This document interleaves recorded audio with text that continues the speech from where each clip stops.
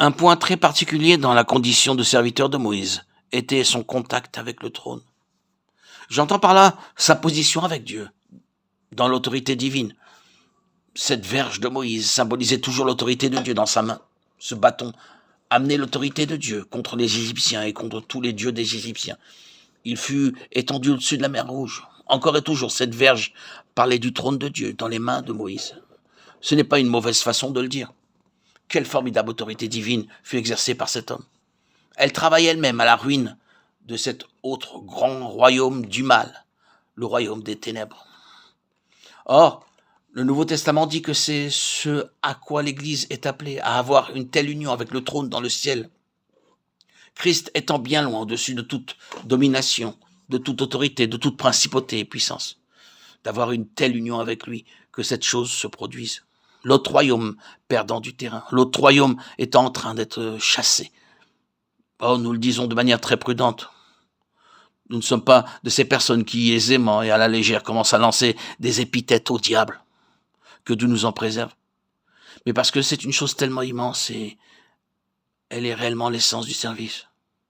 C'est là où le service parvient véritablement. C'est en raison de cela que la croix doit avoir une place très réelle. Et c'est l'explication de tout cela. Dieu voyait que si, dans le principe de la croix, n'avait pas été planté là, directement sur la vie de Moïse, et très profondément, alors l'ensemble de l'œuvre à laquelle il était appelé serait mis en péril. Ce peuple ne serait pas sorti. Ce royaume-là l'aurait empêché tout simplement de sortir. Cet autre royaume n'aurait pas été formé et constitué dans le désert.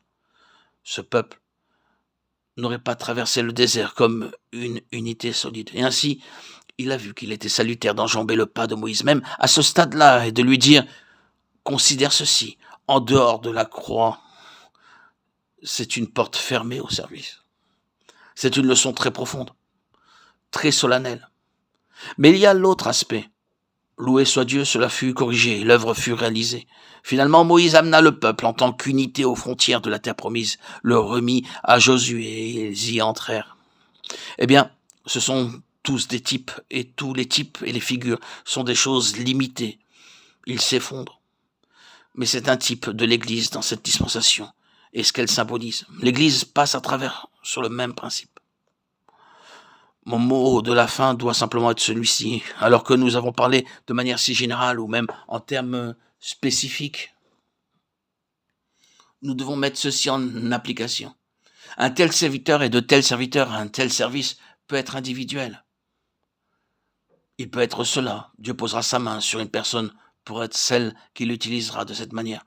Cela peut être sur un groupe local que vient la main de Dieu dans ce but même.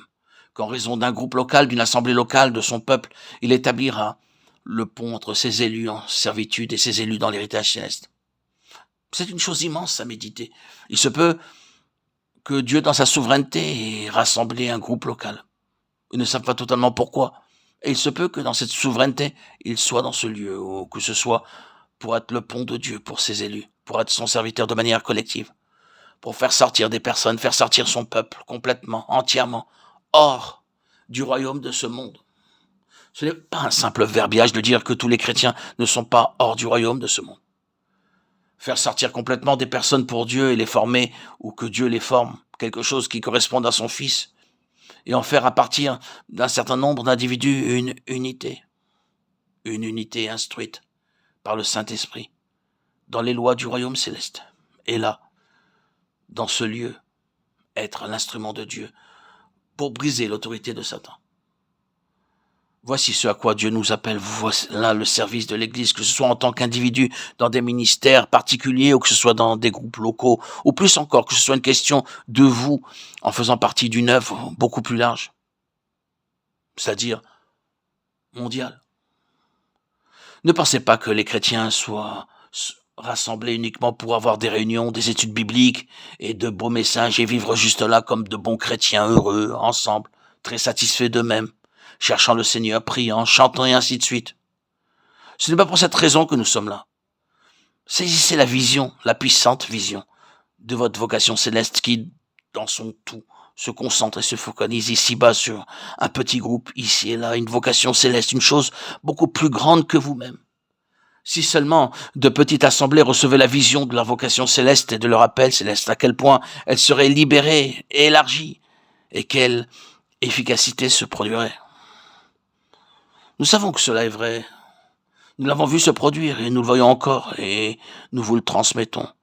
Non seulement se réunir ensemble avec beaucoup de joie, partageant de bons moments, mais dans quelle mesure y a-t-il un enregistrement au milieu des puissances du mal? Dans quelle mesure y a-t-il un témoignage dans le royaume de Satan? Que pensent de vous les principautés et les puissances? Et vous saurez bientôt si elles pensent quoi que ce soit de vous. Ne vous méprenez pas à ce sujet. Vous les touchez et vous saurez ce qu'elles pensent de vous. Mais que cela signifie-t-il? Cela signifie la croix. Cela signifie vraiment la croix. Vous devez être des serviteurs crucifiés. Vous devez être des groupes crucifiés.